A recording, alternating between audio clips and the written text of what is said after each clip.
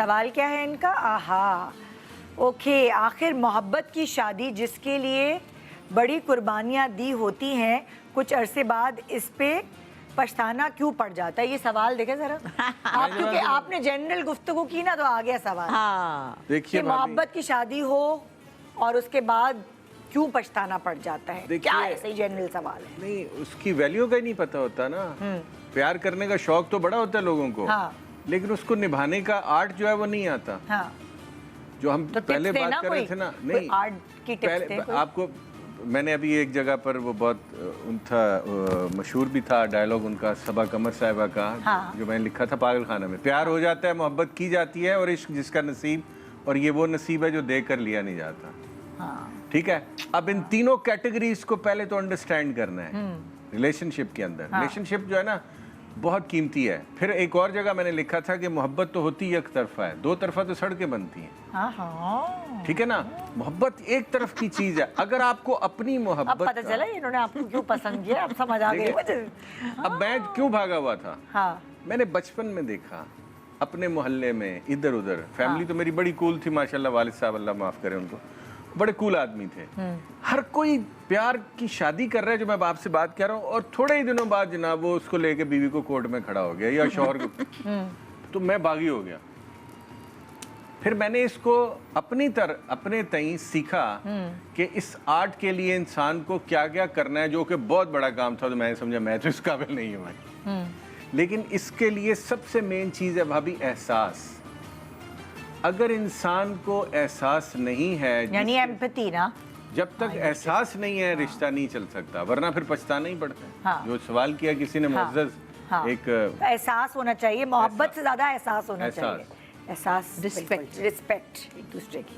शादी को बचाने के लिए औरत को सबसे ज्यादा क्या कुर्बानी देनी चाहिए? ये आपका भाई बचाने के लिए जो बचानी पड़े वो शादी क्या है? वो मुश्किल होती है। जिस महबूब को कदमों में झुकाना पड़े, वो क्या महबूब को तो पलकों पे उठाते हैं, उसको कदमों में।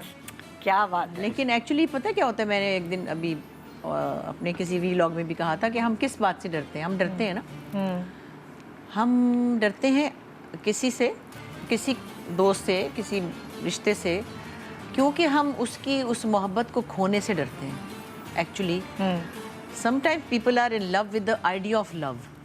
मैं वो हूँ जिसे मोहब्बत से मोहब्बत है, मुझे मोहब्बत करना अच्छा लगता है, और बहुत से लोग ऐसे होंगे। सो मोहब्बत को खोने के बाद जो तकलीफ है ना, उसके डर से आप लटके जाते हैं। यार आपने ऐसी बात की है जो बिल्कुल हर किसी को समझ आ रही है। हाँ। तो मोहब्बत के खोने के डर से आप मोहब्बत के साथ चलते रहते हैं। वरना बहुत शुरू में तकलीफ शुरू हो जाती है। कई दफ़ा पहले साल ही आपको पता चल जाता है कि ये मेरा काम नहीं था। ये गलत हो गई मोहब्बत।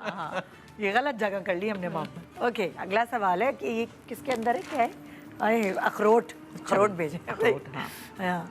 जब रिश्ते में रिग्रेट महसूस होने लगे तो क्या करना चाहिए? ये दोनों आप मेरे साथ ये सवाल इसलिए नहीं जाता कि मैंने कभी रिग्रेट नहीं किया। मुझे कभी फील ही नहीं हुआ कि इस नाम का कोई वर्ड है। ये गया, जो मेरा था नहीं वो मेरा नहीं था। वो मुझे चाहिए भी नहीं। जैसे कि हमेशा ही मैं इसको लिखता और कहता हूँ कि जो लोग कहते हैं जो रात कब्र में वो बाहर नहीं आनी चाहिए, मैं कहता हूँ जो रात कब्र में है वो बाहर बहुत भयानक आएगी। आप इसको, अपनी तकदीर को और अपने हुए मामले को, फिर रिग्रेट नहीं होगा आपको, पछतावा नहीं होगा। दूसरा, जब ख्वाहिशों का कद अपनी ज़ात से बड़ा हो जाता है ना, आरजुओं का कद, तो इंसान फिर रिग्रेट करता है।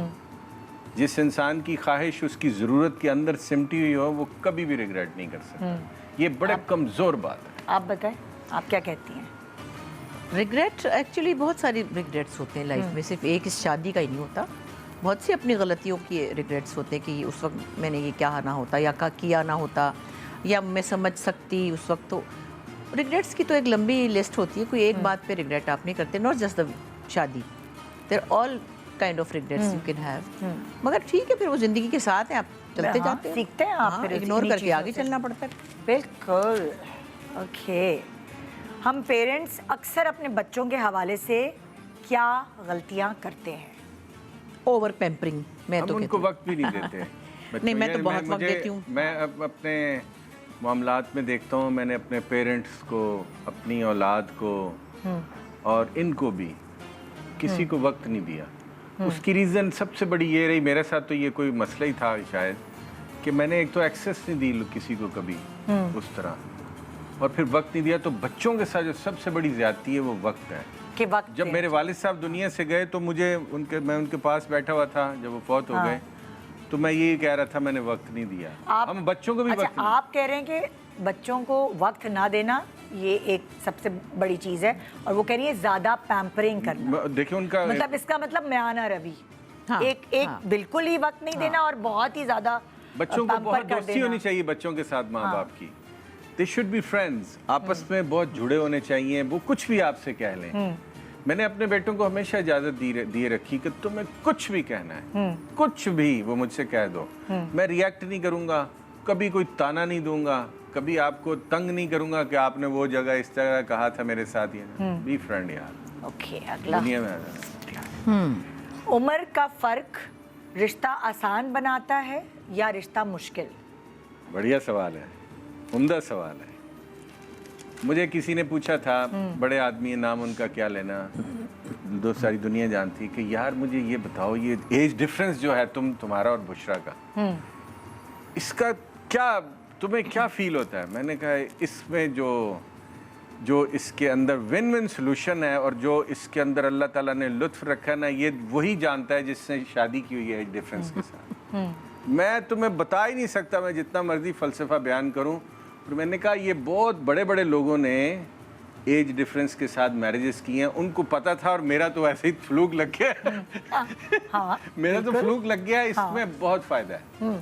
और जब तक कोई करेगा नहीं मैं नहीं उसको बता सकता। अच्छा चलिए, ये तो इन्होंने एक मर्द के पॉइंट ऑफ व्यू से बोला, आप बताएं एक औरत के पॉइंट ऑफ व्यू से। देखिए ये तो एक वैसे भी औरतें ना, उनको अपने से ज़्यादा मैच्योर लड़के पसंद आते हैं। मतलब लड़का भी, क्योंकि एक्चुअली मर्द जो हैं ज़्यादातर हमारी सोसाइटी में, वो एक प्रोटेक्टर हैं, या वो आपके एडवाइज़र हैं, या वो आपके ऊपर एक बॉस हैं समहाउ।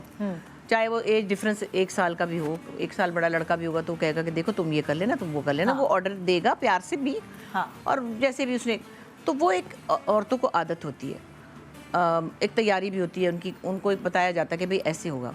लेकिन अपने से छोटे मर्द के बारे में तो कोई औरतें मेरे ख्याल है हार्डली कोई प्लान करता होगा, क्योंकि अब ये डिफरेंस जितना ज़्यादा है उसमें आप कहें कि नहीं ये तो भाई इसको तो ऊंचा म्यूज़िक सुनना है, ये तो लाउड म्यूज़िक सुनता है, या पता नहीं ये तो शोर। बच्चों एज के हिसाब से बिहेव करते हैं ना लोग। मुझे अब ज़रा धीमे सुर चाहिए, या मुझे म्यूज़िक आहिस्ता सुनना है, या मुझे अपने टाइम से, वो चीज़ की वजह से मेरे ख्याल औरतें बहुत कम ऐसी हैं जो कि यंग मर्द से शादी करना चाहें। और भी बहुत सी चीज़ें, मैं तो म्यूज़िक से बता रही हूँ, लेकिन इनके अंदर बहुत ज़्यादा एक रूह जो है वो बुज़ुर्ग है। और मैं बल्कि कभी कभी मस्ती करती हूँ तो मैं कहती हूँ कि बात सुने, आपने कोई किसी बड़ी मोतबर औरत से शादी की थी कि बड़ी उम्र की होगी तो बुर्दबार होगी, तो आपका तो सारा काम खराब हो गया। क्योंकि मैं कभी कभी इनसे कहती हूँ बिल्ली बन के दिखाओ। हाँ मैं कह देती हूँ, फिर मैं क्या करूँ, फिर किसको कहूँ? तो बन जाते हैं बेचारे।